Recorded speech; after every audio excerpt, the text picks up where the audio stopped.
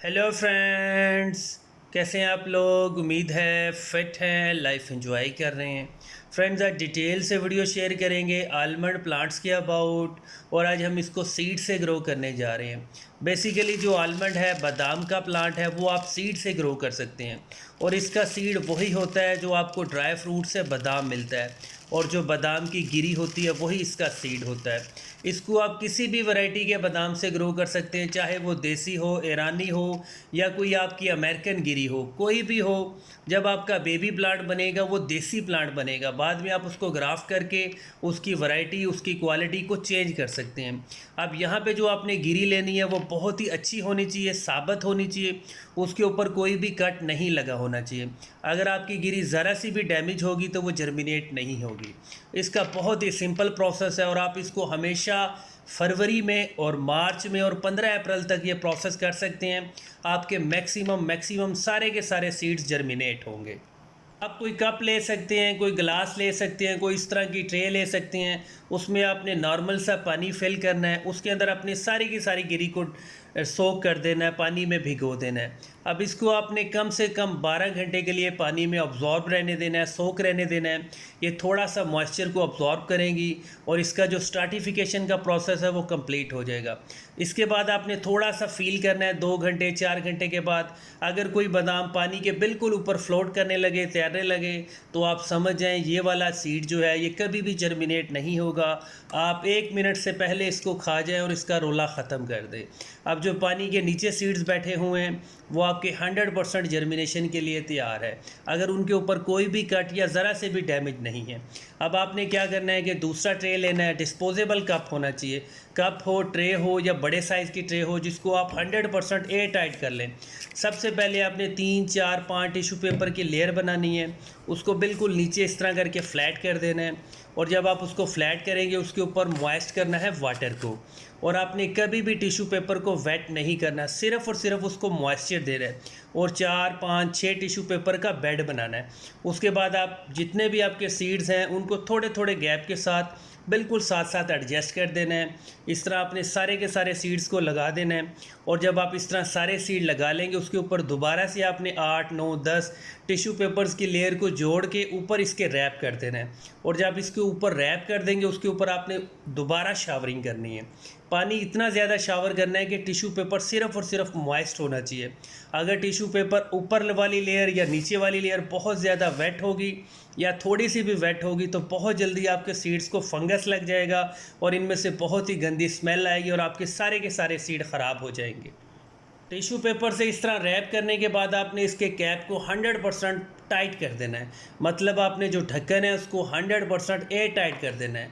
अगर आपकी तरफ अभी भी ठंडक है, मतलब आप बिल्कुल भी एसी नहीं चलाया और धूप भी अभी तक बिल्कुल भी गर्म नहीं हुई, तो आप इसको रूम में रख सकते हैं, रूम टेम्परेचर में। अगर रूम का टेम्परेचर 18-20 तक है। अगर आपको फील हो रहा है कि थोड़ी सी गर्मी हो गई है, तो आप इसको फ्रिज के नीचे वाले खाने में रख सकते हैं, जहाँ पे आप वेगीज़ रखते हैं, आप सब्जियां रखते हैं, वहाँ पे ये बहुत जल्दी जर्मिनेट हो जाएंगे। और आलमंड के seeds maximum 20 days, 30 days, 40 days तक सारे जर्मिनेट हो जाएंगे, अगर आपके सीड बिल्कुल साबित थे और बिल्कुल डैमेज नहीं थे। और आपने डेली तो कभी भी नहीं, लेकिन 4 दिन 5 दिन 6 दिन के बाद जो टिश्यू पेपर की ऊपर वाली लेयर है, आप उसको हटा के थोड़ा सा चेक कर सकते हैं। अगर आपको फील हो कि जर्मिनेशन स्टार्ट हो गई, तो उस सीड को अलग कर सकते हैं। मतलब किसी ऐसी ट्रे में रख लें जहाँ पे ज़्यादा स्पेस हो। अगर 10 दिन के बाद भी जर्मिनेशन नहीं होती, तो आपने 6 दिन 7 दिन 10 दिन के बाद ऊपर से थोड़ा सा शावर कर देना है। मतलब जो टिश्यू पेपर की लेयर है, स्पेशली ऊपर वाली, उसको आपने मॉइस्ट रखना है जब तक आपके सीड जर्मिनेट नहीं होते। अगर वो थोड़ी सी भी ड्राई हुई तो सीड ख़राब हो जाएंगे। और आज एग्जैक्ट 20 डेज़ के बाद हमारा एक सीड जर्मिनेट हुआ है। हमने जो डिस्पोजेबल ट्रे थी वो 2 यूज़ की थी। एक डिस्पोजेबल ट्रे में होल था, मतलब उसमें एयर की पेनिट्रेशन हो रही थी, वो 100% सील टाइट नहीं हुई थी। सारे के सारे सीड्स हमने एक में ही शिफ्ट कर लिए थे। अब हमारा एक बेबी प्लांट बना है। अगर आप क्लोजली फील करें तो इसकी जो रूट्स हैं वो भी थोड़ी सी निकली हैं, लेकिन इसकी जर्मिनेशन स्टार्ट हो चुकी है। जैसे ही आपका बादाम होता है वो थोड़ा सा स्वेल होता है, उसकी रूट्स निकलना स्टार्ट हो जाती है। अब ये वाली इसकी रूट साइड है, बिल्कुल रूट्स के साथ ही जहाँ से जो आपका बादाम है वो सेंटर से ब्रस्ट हुआ है वहाँ से इसके लीव्स निकलेंगे। लेकिन अभी इसकी रूट्स बहुत थोड़ी सी हैं, आप इसको दोबारा रैप कर दें। मतलब जो आपका मॉइस्ट टिश्यू पेपर है उसको दोबारा बेड बनाएं, इसको सेंटर में रखें, ऊपर दोबारा टिश्यू पेपर रैप करें और इसको दोबारा ठंडी जगह रख दें। आपने इसको मिट्टी में गमले में तब सो करना है जब इसकी रूट्स कम से कम ½ इंच या मैक्सिमम 1 इंच की हो जाएगी। तब आपके पास 100% सर्वाइवल के चांसेस होंगे और फिर आपका सीड अच्छे से जर्मिनेट होगा, अच्छे से बेबी प्लांट बनेगा।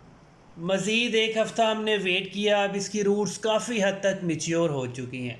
अगर आप फील करें तो ये ½ इंच तक या 1 इंच तक इसकी रूट्स पहुंच चुकी हैं। अब आप इसको मिट्टी में लगा सकते हैं। आपने कभी भी इस डायरेक्शन में इसको मिट्टी में नहीं लगाना, हमेशा आपने इसको अपवर्ड डायरेक्शन लगाना है। जो इसकी रूट्स हैं वो मिट्टी के अंदर जानी चाहिए, जो आपका बादाम का सीड है वो उसकी डायरेक्शन ऊपर होनी चाहिए और मिट्टी बिल्कुल सॉफ्ट होनी चाहिए, वेल ड्रेन्ड होनी चाहिए। अगर आप थोड़ा सा फर्टिलाइज़र यूज़ कर लें तो ज़बरदस्त है, कोई इशू नहीं है, लेकिन सिर्फ़ और सिर्फ ठंडा फर्टिलाइज़र यूज़ करें जो लीफ कंपोस्ट या वर्मी कंपोस्ट होता है। कुछ ऐसी डायरेक्शन में इसको लगाना है कि हाफ़ बादाम मिट्टी के अंदर हो रूट्स के समेत और हाफ़ बादाम मिट्टी से ऊपर होना चाहिए। इस तरह आप इसको फिक्स करें, हाथ से थोड़ा सा गमले को पटकें, मिट्टी को थोड़ा थोड़ा सा प्रेस करें और कभी भी मिट्टी को बहुत ज़्यादा प्रेस नहीं करना। अगर इसकी रूट्स थोड़ी सी भी डैमेज होगी तो 100% चांसेस है आपका बेबी प्लांट कभी भी अपीयर नहीं होगा। बस यहाँ पे एक ही टेक्निकल पॉइंट है कि हाफ़ बादाम मिट्टी के अंदर होना चाहिए, हाफ़ बादाम मिट्टी से ऊपर होना चाहिए और रूट्स जो हैं वो मिट्टी के नीचे होनी चाहिए। फ़र्स्ट टाइम आपने थोड़ा सा ज़्यादा पानी देना है। थोड़ा सा ज़्यादा पानी देने से ये होगा कि मिट्टी सारी एक बार मॉइस्ट हो जाएगी, रूट्स के साथ अटैच हो जाएगी और आप इस गमले को अब ठंडी जगह पे रखेंगे। अगर हो सके तो इसको इंडोर रख लें, ठंडी जगह पे रख लें, आउटडोर भी रख सकते हैं, लेकिन कभी भी इसको धूप में नहीं रखना। लेकिन फ़र्स्ट टाइम थोड़ा सा ज़्यादा पानी देना है, बार बार बहुत ज़्यादा पानी नहीं देना। अगर आपने इसको डेली बेसिस पे इसी तरह कीचड़ बना दिया, मिट्टी सोगी बना दी, तो आपकी रूट्स जो हैं वो बहुत जल्दी फंगस लग जाएगा और आपके जितने भी सीड्स अभी तक जर्मिनेट नहीं हुए उनको दोबारा रैप करें, ठंडी जगह रख दें, वो भी जर्मिनेट हो जाएंगे। ये हमने सारा का सारा प्रोसेस डिस्कस किया था बादाम के ऊपर। सेम यही प्रोसेस हमारा अखरोट के ऊपर होता है जिसको हम वॉलनट्स कहते हैं। ये वही अखरोट हैं जो मार्केट से आपको मिल जाते हैं।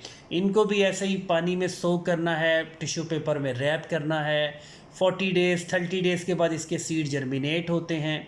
जब आपकी रूट्स जो हैं वो 1 इंच या मैक्सिमम 2 इंच आ जाती है तब आपने उसको मिट्टी में शिफ्ट करना है और बिल्कुल सेम है, 100% दोनों का प्रोसेस सेम है।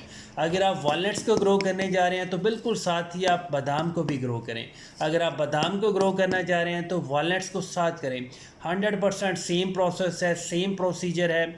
ठंडी जगह पे रखना है, इंडोर रखना है। जब तक आपके बेबी प्लांट्स मैच्योर नहीं हो जाते आपने इनको कभी भी धूप में नहीं रखना और इनको धूप में या बड़ी ज़मीन में, क्यारी में तब शिफ्ट करना है जब आपके प्लांट्स की एज एग्जैक्ट 1 साल हो जाएगी।